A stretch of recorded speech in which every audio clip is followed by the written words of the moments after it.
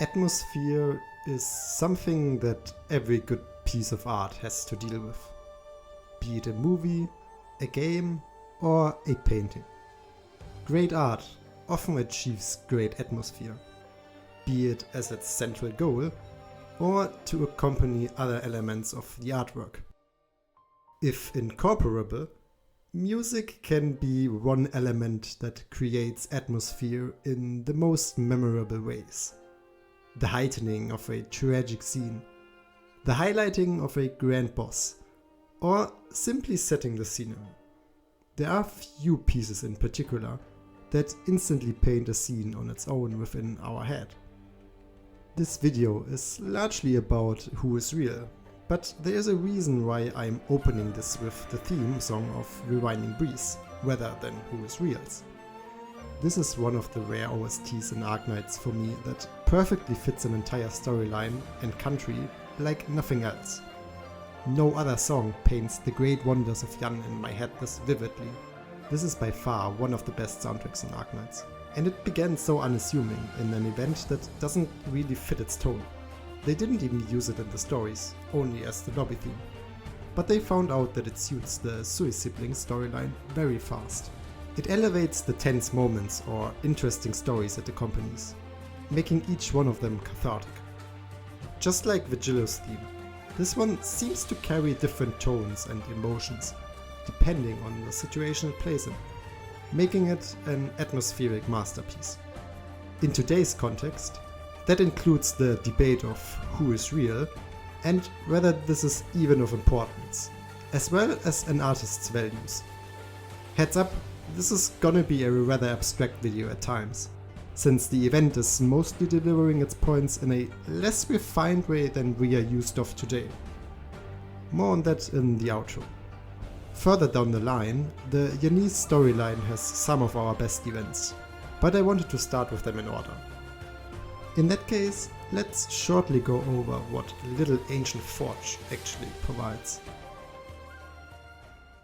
Ancient Forge doesn't really do all too much that is exciting, since its core premise is that of it being a badly written B-movie by Nian. And that's exactly how the writing feels like. The characters are not really interesting, and the plot could be one of your average boring anime of the current season.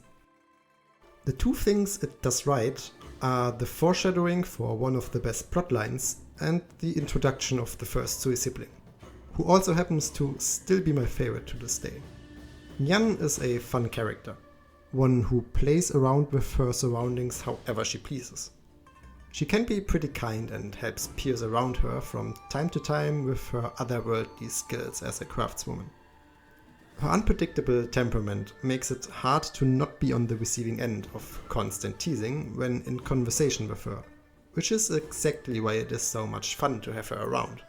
Despite this rather easygoing personality though, her persona is not what one would describe as truly good. Nian is focused on her self-benefit, or more like her self-entertainment. This includes her B-movies on a recent scale. Her biggest enjoyment though comes from humanity itself. She in particular is one of the Sui siblings who is bored the most when alone. Experiencing and being part of a story is what she lives for. Terra's inhabitants are the creators of these stories she so much enjoys.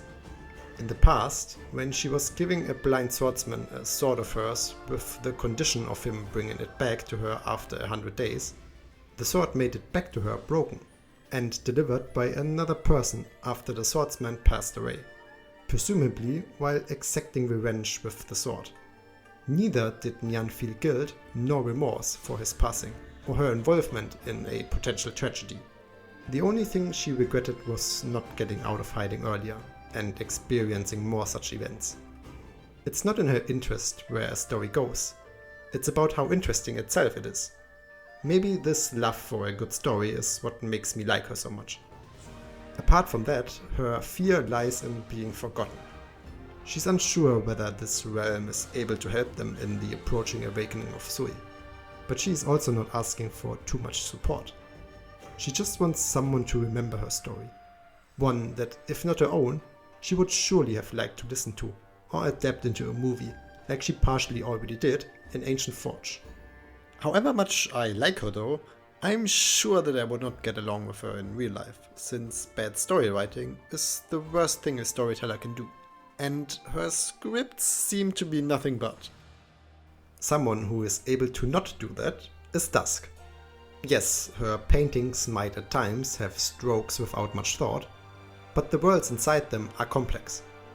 Complex enough that they are more than just a whim. The worlds inside her art are detailed and fleshed out, as if they would be real, hence the event's name. Lava and her companions are able to interact with the inhabitants of Po-Shan normally, and the village even has its own laws in the unmoving sun and moon, as well as the ink spirits. The latter can even be tamed and exhibit certain animal behaviors. It's only when one looks closer that this world's misgivings become apparent. Laios, as a monster expert, notices this based on the ink spirits. He is amazed by this vivid world, but the monsters are missing pieces in their interactions with it and each other. Besides this, the part giving away the nature of this world the most is probably the turning back of time. It is described that while there is someone who is looking at the painting, it continues to flow. Once this is not the case anymore, when everyone inside the painting is asleep, things go back to their original form as they were painted in the start.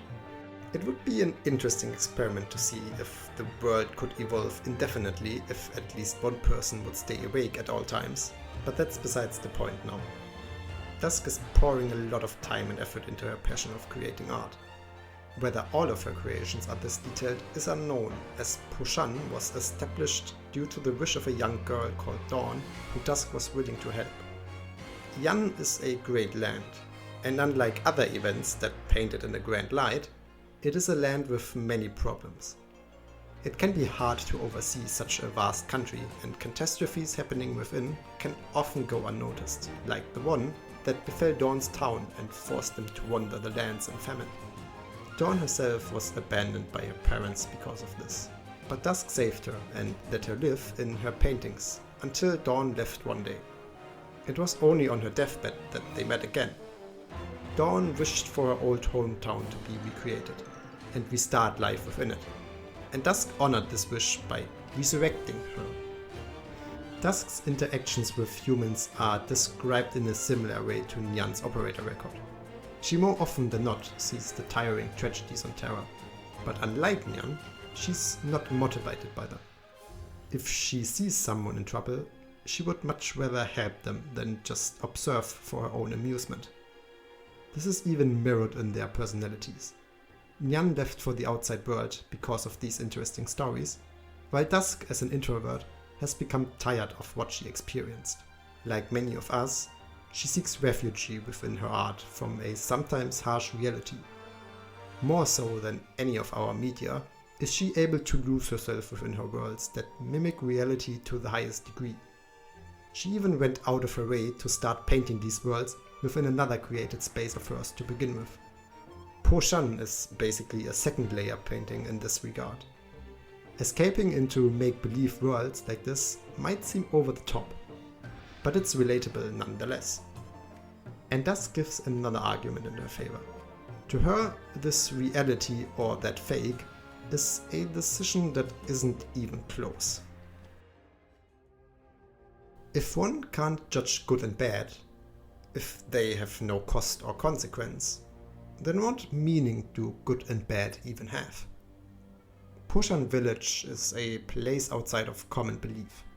Whatever gets broken will just be fixed once the painting resets. In their childhood, everyone has at least played once with the reflection within puddles of water.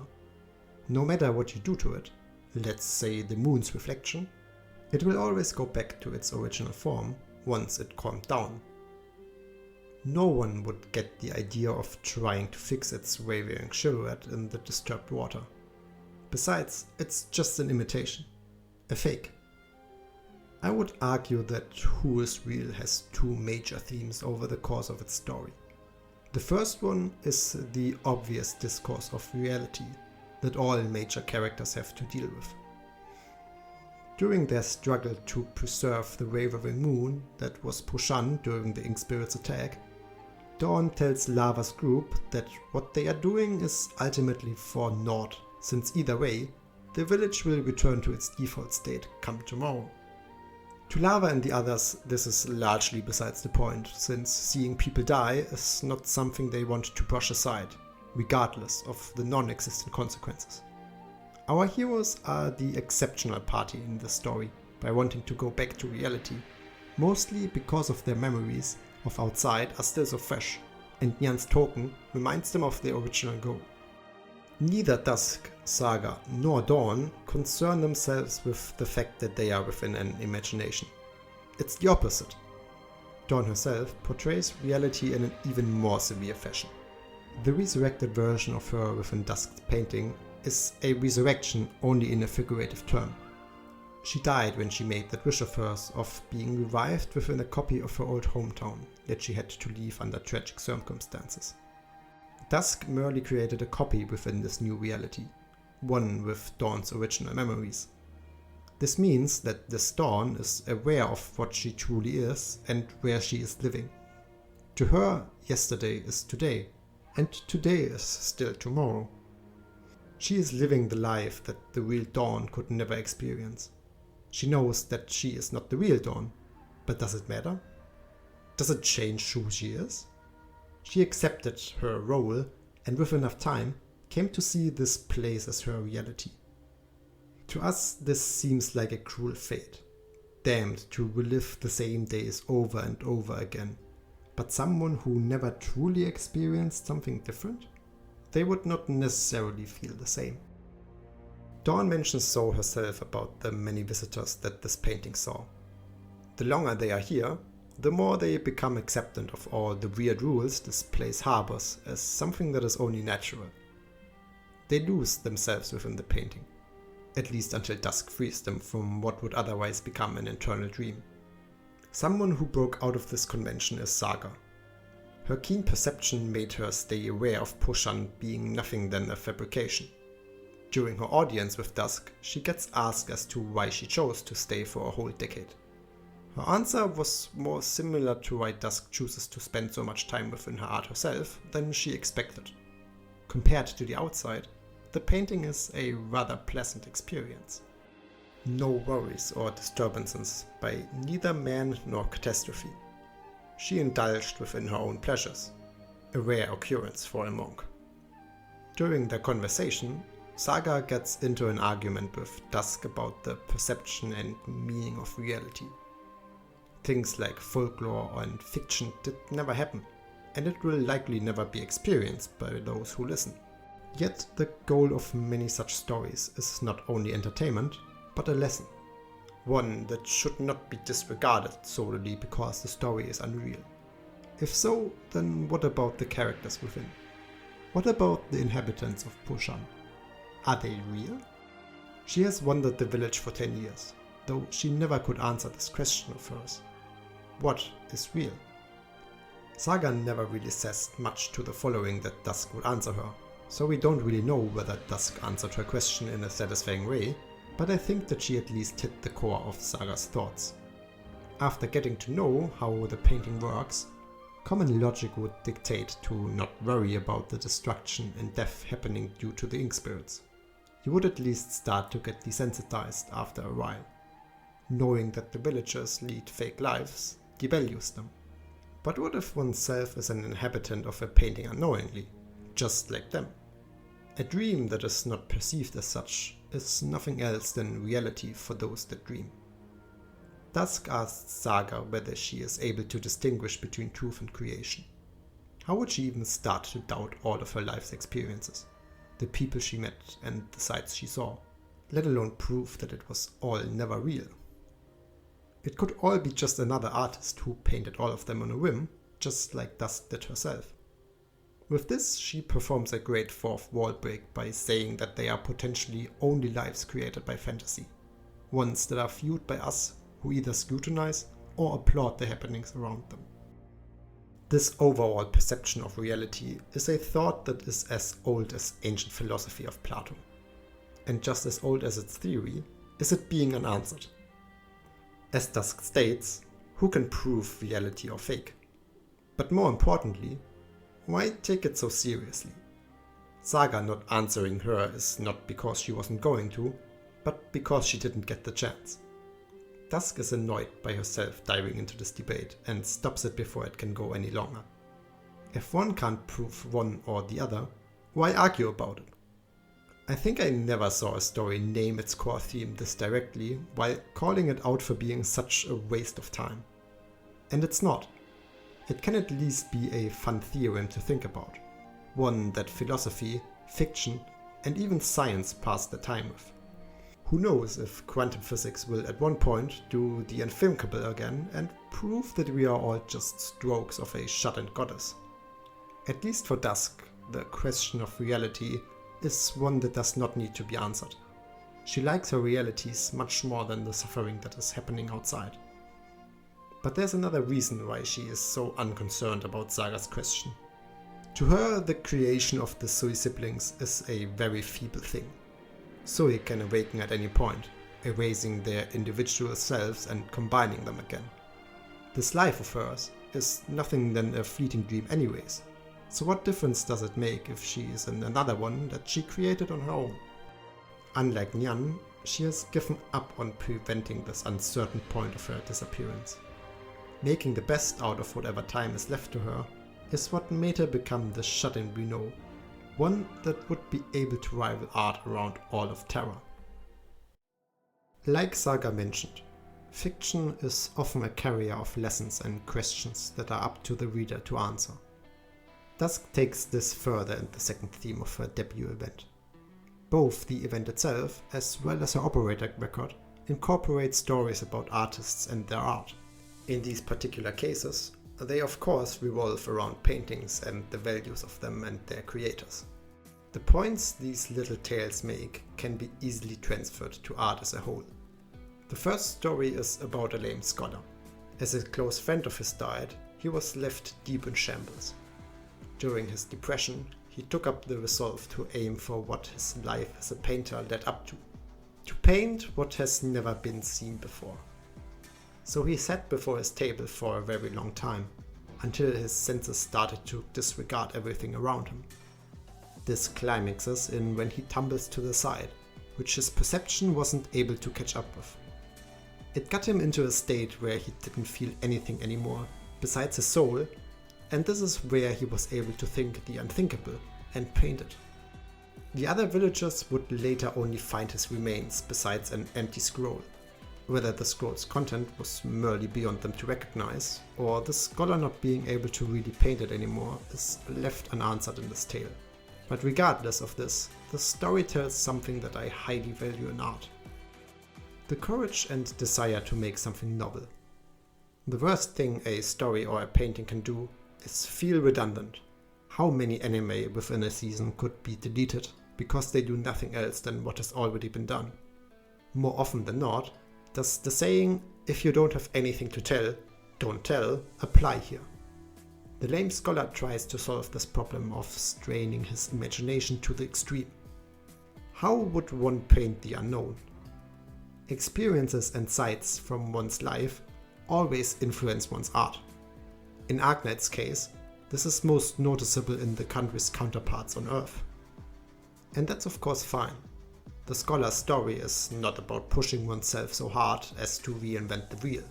It's about pushing one's imagination towards something one could call their own.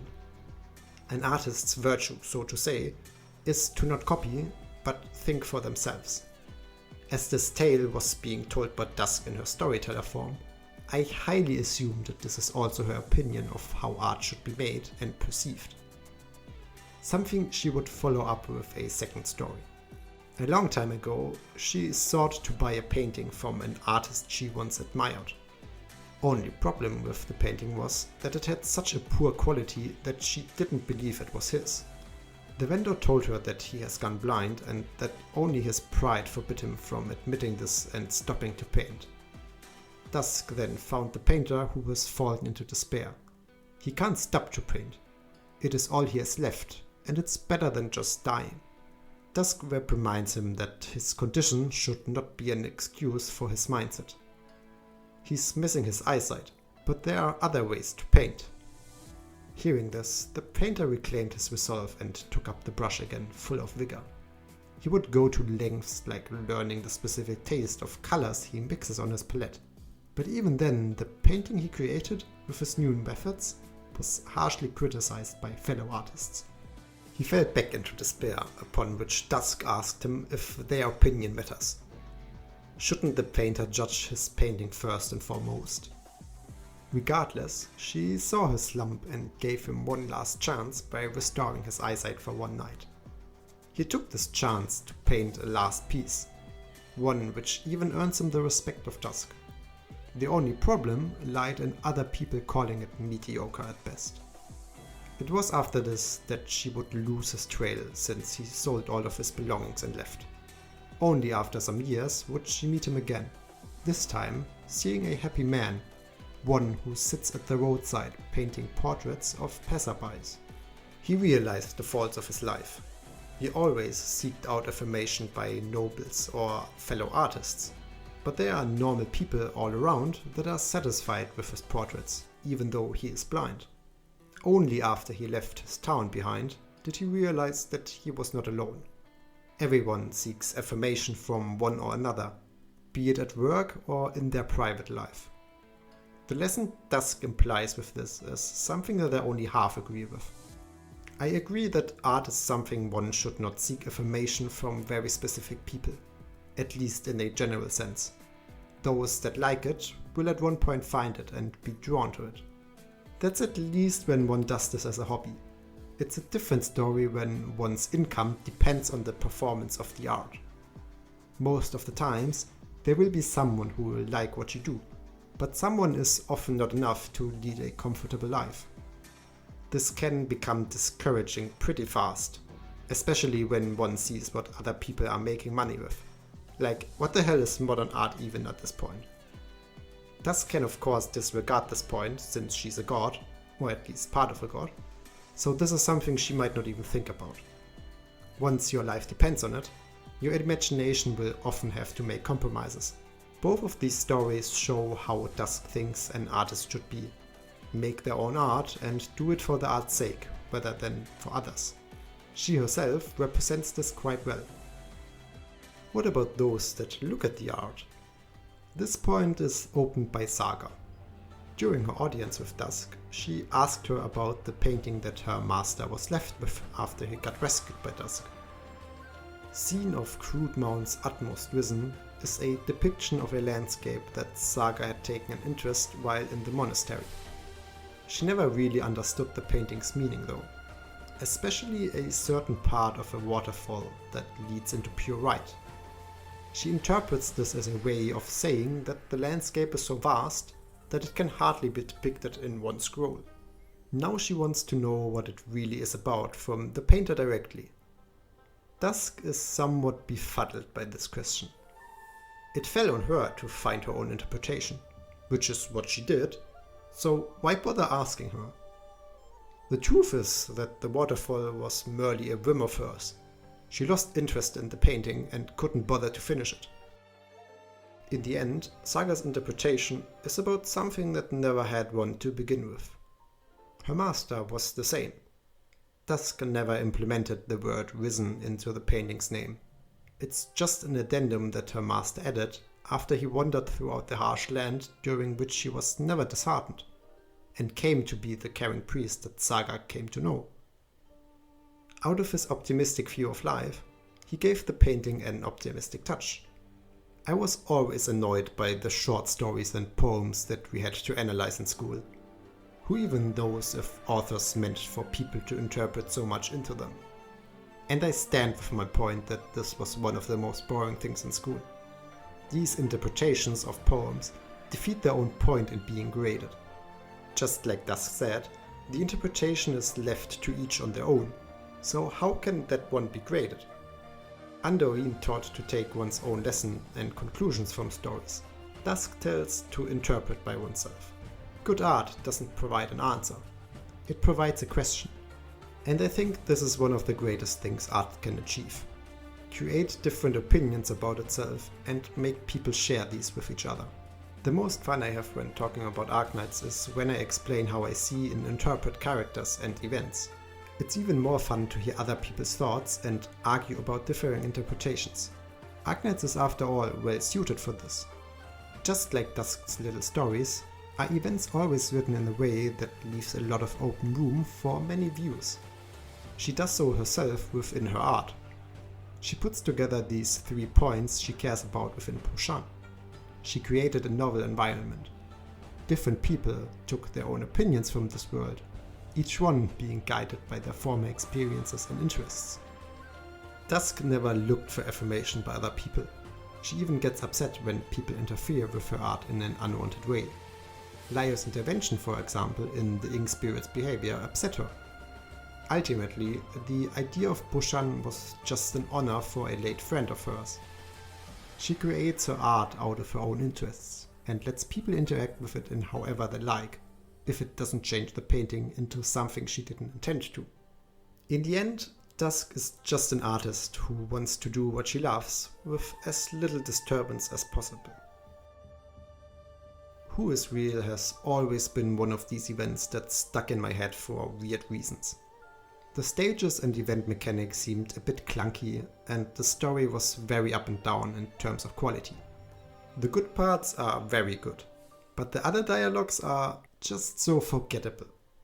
I was honestly not that excited to reread it because of my memory's iffy first impressions of it. And I partially stand by that. The enjoyable parts are all very philosophical, which are even more abstract at times than usually the case. They lack the great encasing of the actual happenings within the story, which are just not exciting for most of the time. This gets obvious when looking at the characters. Dusk and Saga perfectly portray of how to deal with the question of reality, as well of what it means to be an artist. They and Dawn are the only ones though. They sometimes feel so disconnected from the rest of the cast. They lead the interesting debates or stories. Lava and the others never really interact with them on this level. They don't even take long to look through the whole facade. It would have probably made a more exciting story flow if the event would have directly started within the painting and leading the reader along with the characters to doubt what they are currently witnessing. In this way, the whole debate of what is reality could have been made from start to end, rather than just a dialogue during the climax between Saga and Dusk. Who is Real as a story is either way not about something that no one has ever tried before. The way it does though is unique to Arknights. Nowadays it stands out with a quality that fluctuates between highs and lows, peaks and valleys. These peaks tell about reality, an abstract concept that is neither provable nor disprovable. These peaks tell about art and the artists, people that take it upon themselves to reinterpret our world within their creations. And these peaks tell about us, the viewers. Everybody has their own opinions about stories. Some we hate, others we love. What we do have in common is that we all wander through a landscape of art, ready to find the next great view on top of another mountain.